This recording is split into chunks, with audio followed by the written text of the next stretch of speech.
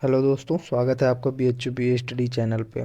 तो दोस्तों, आज हम अपनी सेकंड यूनिट स्टार्ट करने जा रहे हैं, जिसमें हमें वैदिक काल के साहित्य के विषय में पढ़ना है तथा वहाँ के लोगों का सामाजिक, आर्थिक, राजनीतिक तथा धार्मिक जीवन कैसा था उसके विषय में पढ़ना है। तो आज हम उसका इंट्रोडक्शन वीडियो लेके आए हैं। वैदिक काल को हम तीन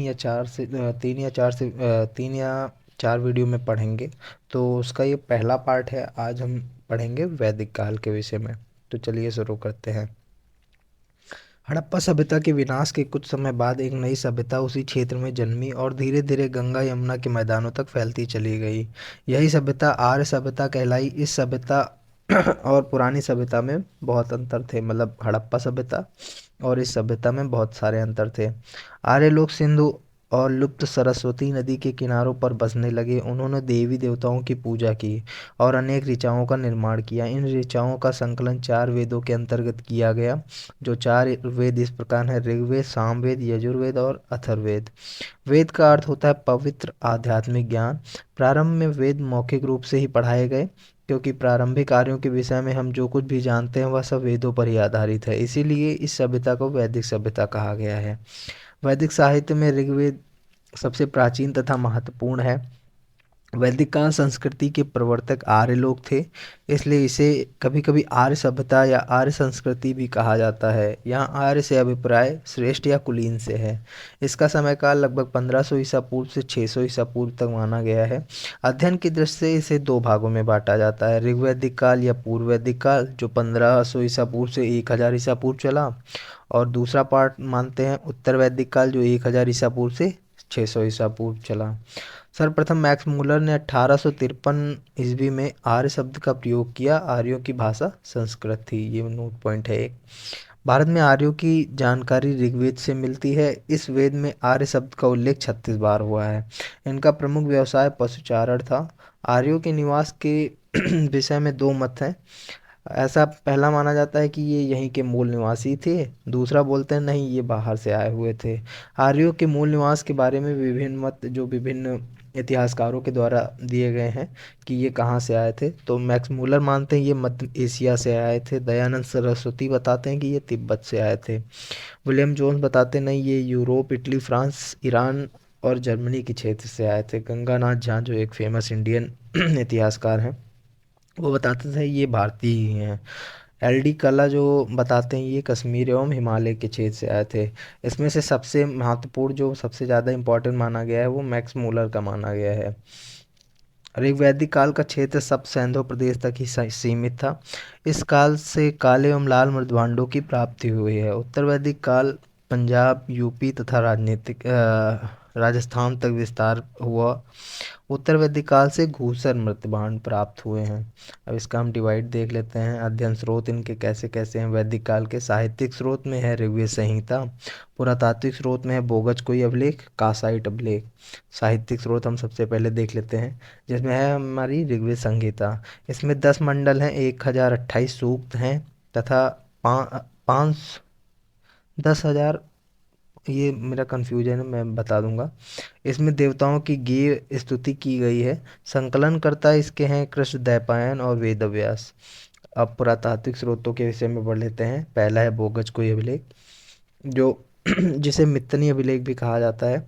1400 ईसा पूर्व एक लेख में हित्ती राजा सुविलंबा और मित्तनी राजा मतयुजा के मध्य हुई संधि के साक्षी के रूप में वैदिक देवताओं इंद्र, वरुण, मित्र, नास्ति का उल्लेख किया गया है।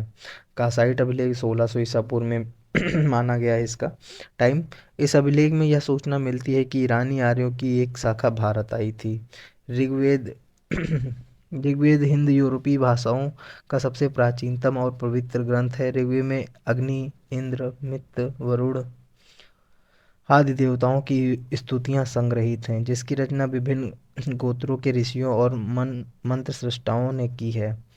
इसमें 10 मंडल या भाग हैं, जिसमें 2 मंडल से 7 मंडल प्राचीनतम अंश, पहला और 10वां मंडल सबसे अंत में जोड़े गए हैं। ऋग्वैदिक मंत्रों का पाठ करने वाला होत्र कहलाता है। भारत आगमन के क्रम में आर्य मध्य एशिया और ईरान पहुँचे। ऋग्वेद से इसकी जानकारी मिलती है। भारत में आर्य भाषाओं का आगमन 1500 ईसा पूर्व से कुछ समय पूर्व हुआ। आरंभिक आर्यों का निवास पूर्वी अफगानिस्तान, पाकिस्तान और भारत में पंजाब तथा हरियाणा था।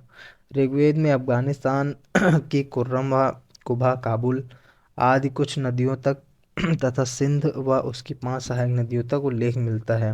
सिंधु आर्यों की प्रमुख नदी मानी गई है। अब सामवेद के विषय में देख लेते हैं। साम का अर्थ तात्पर्य गान से है, मतलब गाने से। सामवेद से ही 7 स्वरों की जानकारी प्राप्त होती है, इसलिए इसे भारतीय संगीत का जनक माना जाता है। सामवेद के मंत्र सूर्य देवता को समर्पित हैं। ब्राह्मण ग्रंथ व उपनिषद, अब अगला देख लेते हैं। कौस्तुकी व ऐतरेय अरण्यक भी यही है। उपवेद एक होता है। आयुर्वेद सूक्त इसमें 1028 हैं। अध्येता इसका होत्र कहलाता है। सामवेद का ऋत्विक उद्गाता कहलाता है। इसका कार्य ऋचाओं का स्वरगान था। उपवेद गंधर्ववेद है इसका। प्रमुख उपनिषद छांदोग्य एवं जैमिनी। प्रमुख ब्राह्मण ग्रंथ पंचविश। उपवेद है गंधर्ववेद। अद्वैत इसका अध्ययन करने वाला उद्गाता कहलाता है। जो इसका अध्ययन करेगा उद्गाता उसे कहा जाएगा। अगला है हमारा तीसरा यजुर्वेद। यजु का अर्थ होता है यज्ञ से। इस वेद में यज्ञ की विधियों का प्रतिपादन, यज्ञ व बलि संबंधी मंत्रों का वर्णन है। यह गद्य व पद्य दोनों में है। ब्राह्मण ग्रंथ व उपनिषद इसके हैं तैत्तिरीय, शतपथ, आरण्यक भी है। और अधेता इसका अधर्यु। उपवेद इसका यजुर्वेद। यजुर्वेद में सर्वप्रथम राजसूय तथा वाजपेय यज्ञ का वर्णन मिलता है। हाथी पालन का भी उल्लेख इसमें मिला है। अथर्ववेद अथर्व ऋषि के नाम पर इसका नाम पड़ा। इसमें 20 अध्याय, 731 सूक्त व 6000 मंत्र हैं। इसमें वशीकरण, जादू टोना, भूत प्रेत व औषधि संबंधी मंत्रों का भी वर्णन है।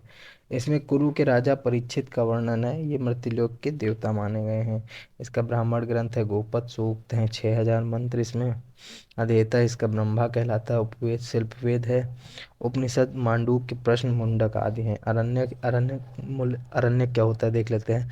अरण्यक मूलतः ब्राह्मण ग्रंथों के परिशिष्ट रूप में पाए जाते हैं। इनकी रचना वनों में हुई, इसके कारण इन्हें अरण्यक कहा जाता है।